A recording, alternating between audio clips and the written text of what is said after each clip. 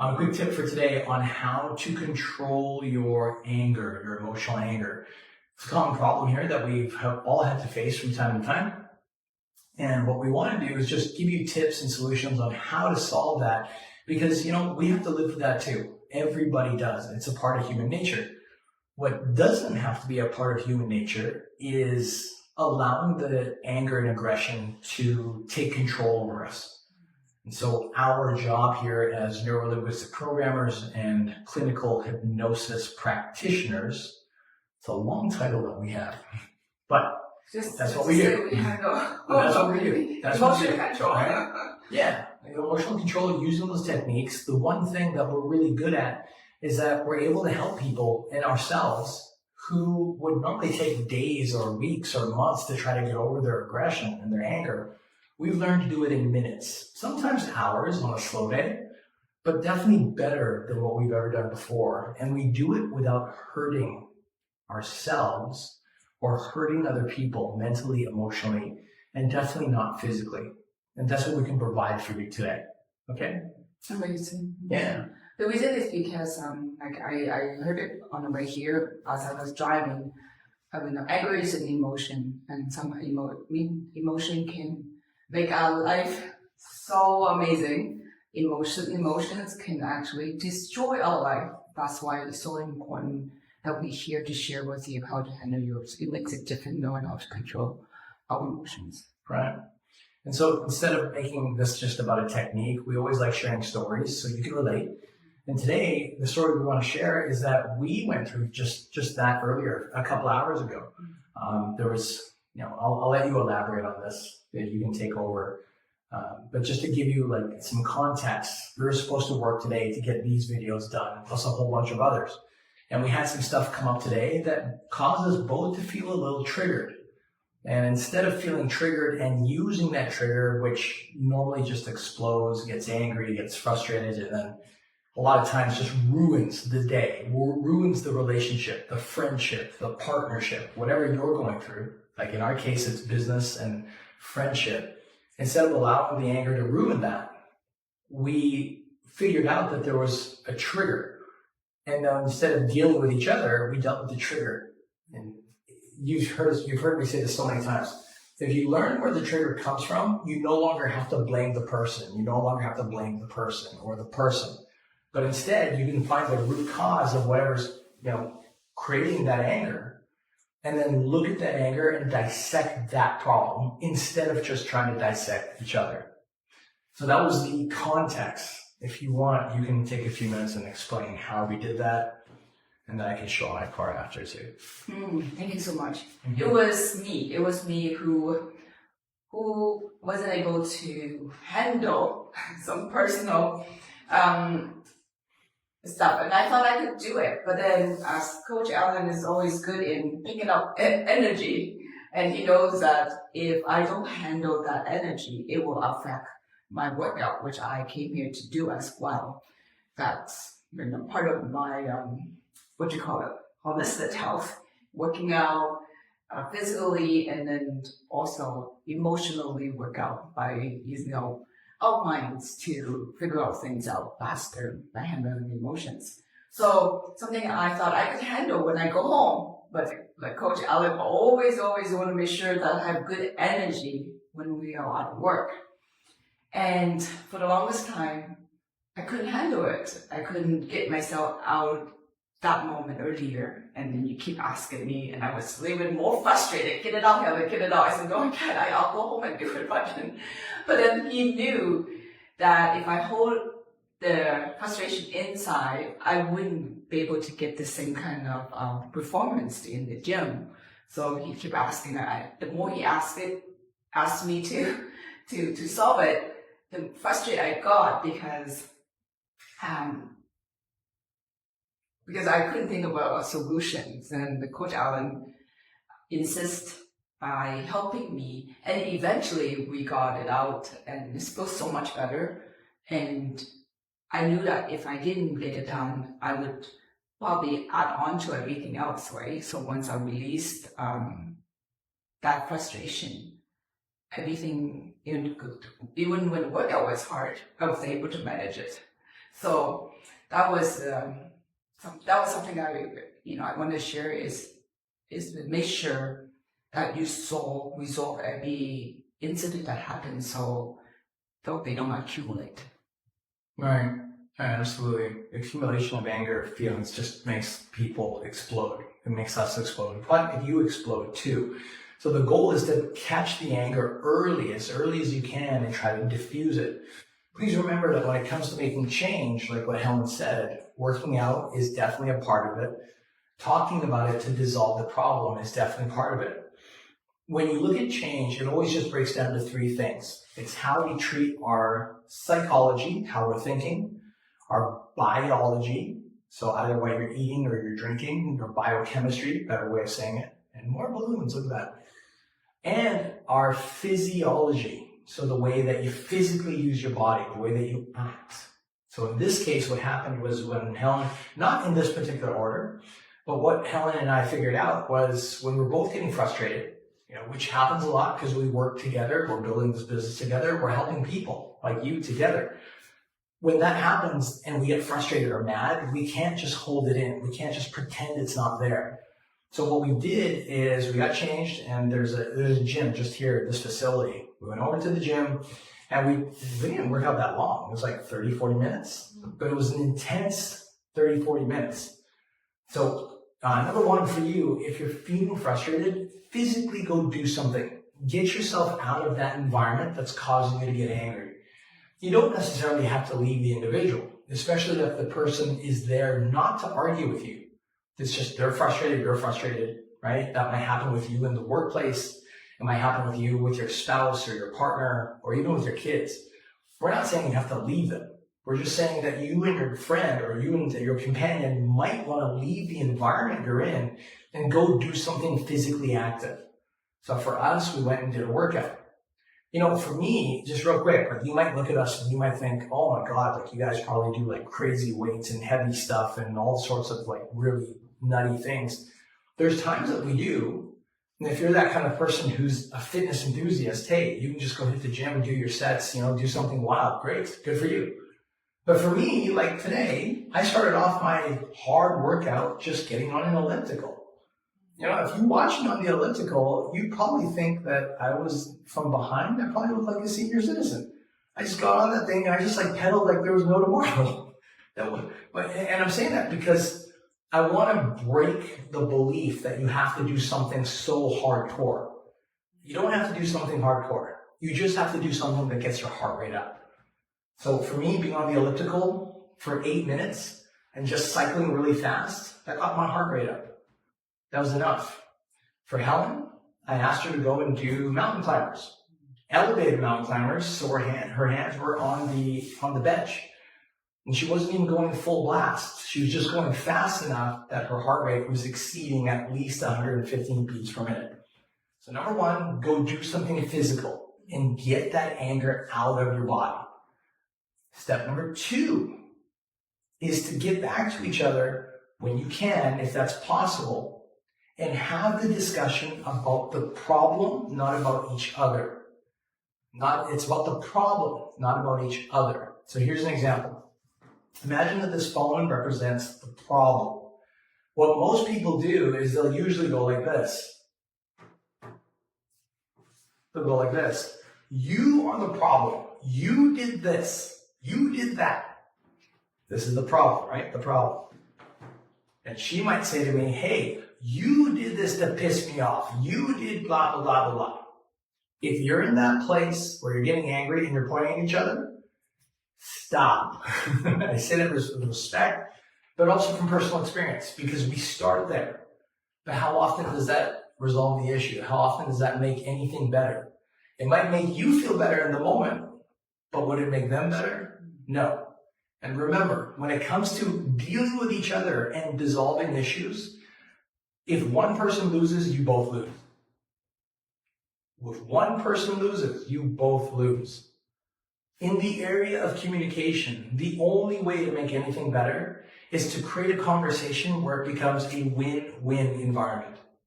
You and your partner, your coworker, your friend, whoever you're communicating with, must be in a place where you both win. not necessarily get what you both want, but where you at least both get to a place of contempt, where of just feeling content, sorry, not contempt, of a content, where you both feel satisfied of each other and of the solution that you provide. Because when you both can come from this place of, okay, you know what? That's fair. That's reasonable at least. Optimal would be like, oh my God, we both got what we want. Great. But if you don't always get there, which you won't, we don't with our partners either, right? She's got a husband. I got a partner at home. I got a girlfriend. At the end of the day, if you can at least get to a place where you're both mentally, emotionally satisfied, then you still both win. As long as it's both a win-win. So in this case, for today, what we discussed was that there was something that was aggravating us. And instead of looking at each other saying, you aggravate me and you aggravate me, instead what we did was we both said, okay, where is this aggravation coming from? I'm moving it around because it's not always so obvious in the beginning. When we realized, okay, the aggravation's not you, it's not me. Like, yes, we triggered something today, but it didn't come from us. It came from something else. It then became a question of, okay, well, what is that? Now, why is that important? It's important because it takes away the pressure of being the person who just made everything wrong, right? Have you ever felt that before, where you're talking to somebody and they're just making you wrong? It's your fault. Like, this is the reason why we're arguing because it's you. You did it. You started. You said this.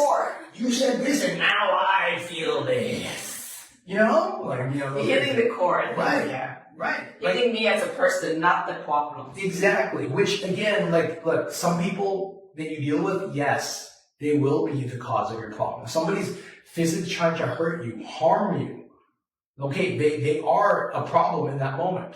But if you're in that environment where the person you're dealing with is someone you love, care about, respect, appreciate, want to be around, kids, your partner, your buddy, co-worker that you get along with, a boss that you like, a relative, a little bit parent, right? There you go. The list goes on. And those people you may not necessarily want to lay all the blame on, because that just self-serves, right? You blame them, they blame you. It's a never-ending story. Yeah, you create disconnection. Right. And 9 times out of 10, it's really not them anyway. They become the trigger or the catalyst of something else that really makes us feel the way we feel. So what we discovered today was that the problem was this. Without getting into so much detail, the problem was that we got into a disagreement, but what we discovered was that there was somebody else that had a negative impact on us from a previous time. And today's conversation literally just triggered this feeling. And to keep it general, the feeling created not necessarily some anger, like we weren't really angry. Frustrated. Just more frustrated. But if we kept going at each other, you know what that would have done? Is that would have created eventually feelings of anger. Right? I'm sure you've gone through that too, I'm assuming. And then feel guilty afterward. And then feel guilty because at the end of the day, we know that we should not have gotten at each other's throats. Right? So after you've gone, step number one, after you've done something physical to lower the anger, if you have a lot of anger in you, once it's gone to a lower point, step number 2, go back to that person and ask them this question. Ask them this question. Ask them, is there something else besides me or besides you that has triggered this negative emotion inside of you? Let me say that again. Is there something else or someone else besides me, or besides me, or besides me, in this case you, that has triggered this negative emotion that you are demonstrating? Now, why is that important to ask that question? It's important because when we're upset, when we're negative, when we're feeling really crappy in that moment, do you really think that we have the ability to be able to foresee why we're acting the way we're acting? No. Anger is like this. Whatever's in front of your face, that's going to be the claim, the anger, the reason for anger, right? Somebody cuts you off on the road and you just blow up. Sure, they cut you off, but behind that extra, exponential negative reaction, I promise you, is someone and something else from your past that triggered that reaction today. Or for guys, if they get cut off and they feel disrespected during a conversation and they blow up because, somebody cut them off in the talk. The talk, sure, in the moment was the trigger, but that deep-seated, like that gut-wrenching feeling that makes them want to explode, I guarantee you, it's not from that moment. It is from something else that happened in their past that now is trickled into that moment. So, by asking that question, it allows us to separate ourselves, if that's the problem, from the problem, from the core of the problem, from the core, not the trigger, but the root cause. We call it a root cause. And by looking at the root cause, then what Helen and I did is we looked at that root cause and we said, okay, now that we realize that this is the main problem, not necessarily us, how has that negative, how does that problem, how has it negatively impacted us? Well, it just made us realize that because this problem existed, it made us feel less patient. We're a little more temperamental. And it caused us to not be able to have enough patience in the conversation to see each other at face value. It also made us realize that because this problem exists, our own insecurities came up in the moment, and our insecurities were presented in the conversation. But the insecurities really had nothing to do about us. Like her insecurities, whatever that's in there, we all have it, right? You got them, I got them. This is why we do the work, because it's to bring it, show it at surface level, dissect it, and then dissolve it. So it doesn't control us, but instead we control it. By doing that, it helped her realize, hey, look, there's something else from our past that we got to deal with, or from her past. And for me, it helped me realize, oh yeah, there's something else in my past as well that I have to deal with. And so I can go deal with that too. So because we were able to separate that problem from each other, it also gave us the ability to, number one, calm down between each other. Like we weren't super angry and aggro, but even a slight voice raise between each other, because we work all the time together, we already know that there's a challenge, there's something that's got to be dealt with, right? I'm sure you feel the same. You probably have people in your life that even a slight voice tone change can already trigger you to realize maybe they're not in the best of mood, right? Has that happened to you? Probably. And if that's happened to you, then chances are is you'll either be really calm or get really triggered in that moment as well. And that's why we're bringing this up, because triggers need to be challenged. Please make a note of that. Triggers need to be challenged. Another way of saying that is don't let your trigger just go off. If you're triggered, there's got to be something in your head that eventually says, oh, wait a minute. Oh, shoot, I'm going off a little too much here. Oh, maybe that's too much. And when you hear that little voice in your head, you got to squash it. But you squash it by identifying that the problem is not the person. It's something else. So you separate the problem from the individual. The problem is not the person. It's something else. So you separate it from the individual, right? So because we realize that it's something else, the last part, which we can show you how to do at one of our live events on Saturday, is we use techniques that allow us to take this problem and dissolve the negative charge that's associated to the problem. You can do that in several ways, and we've got some advanced and some simplistic ways to do that. If you actually want to know how, I want you to write down in the comment section below. How do you do that? How do you do that? Okay, if you're one of those people that comment, we would be happy to show you at one of our live events here in the group on how you can do that for yourself. But the long story short is that because we were able to figure it out, that problem didn't go away. The problem's the problem. It's still there. But do you think that negative charge simmered down? Yes. Do you think it made us feel better because we realized that we're not mad at each other, we're just getting triggered because there's a problem that needs to be resolved? So that at least lowered the tension between us. Yes.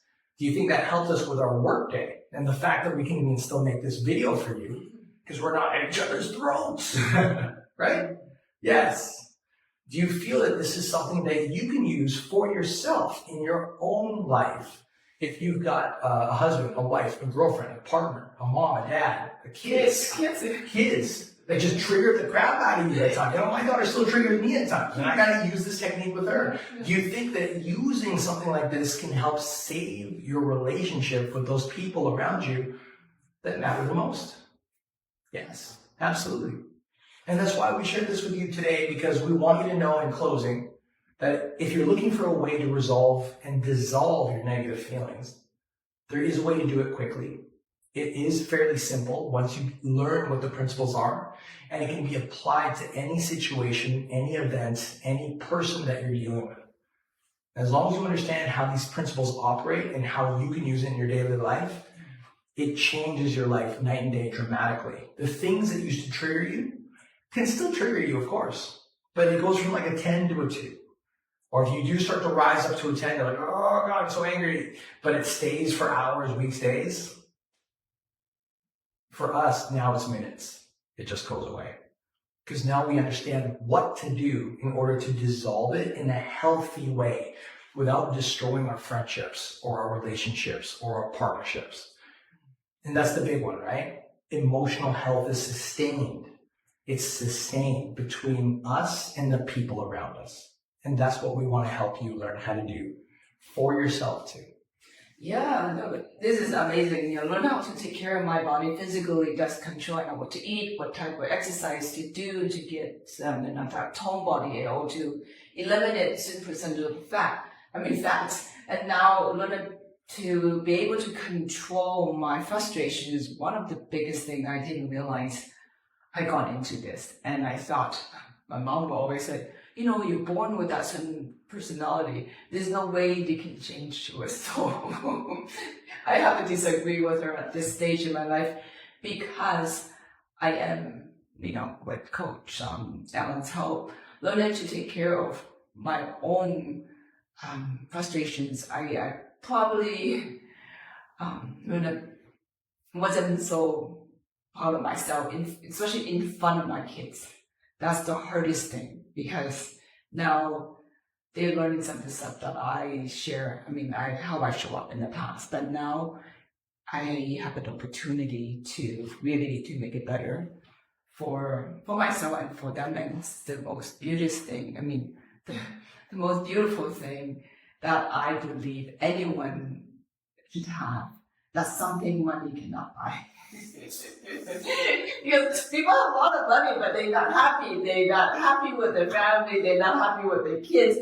They're just so much with disconnection. Just not, imagine you have family, kids, or relative, because you anchored them. You don't invite them to your parties or get together. It's hardest thing, right? Yeah. Right now, to be honest with you, I have a big family, but I am able to have them over without without frustrations like before. That's nice to invite them over for Christmas, special holiday, and to able to stay calm. That's the most amazing gift, I have to say, that I gained by learning certain skills that help me. That's why I want to share in this group. I know what's like not able to control your emotions. It's definitely hard, especially with certain people that trigger us the most. And that's why we believe that this is a life skill that everybody should have. It's just not everybody knew it existed until now, and more and more people are learning it, and that's why we want to bring it to you so you can learn it for yourself as well. So that sums it up for today. We hope this has been helpful. We hope it's given you a little insight on what's possible to make that switch from anger high to just dissolving it. Not because the environment changes necessarily, but because you have the skill inside yourself to make that switch. So even if the outside environment is not supportive of you to remain calm, you still have the power and ability to do that for yourself at will. Any questions or comments that you got, leave it down below or DM us. Thanks again for listening in. We will see you again on the next live event, coming this Saturday or maybe even before. Yes. Okay. And if you have any questions, please reach out to us.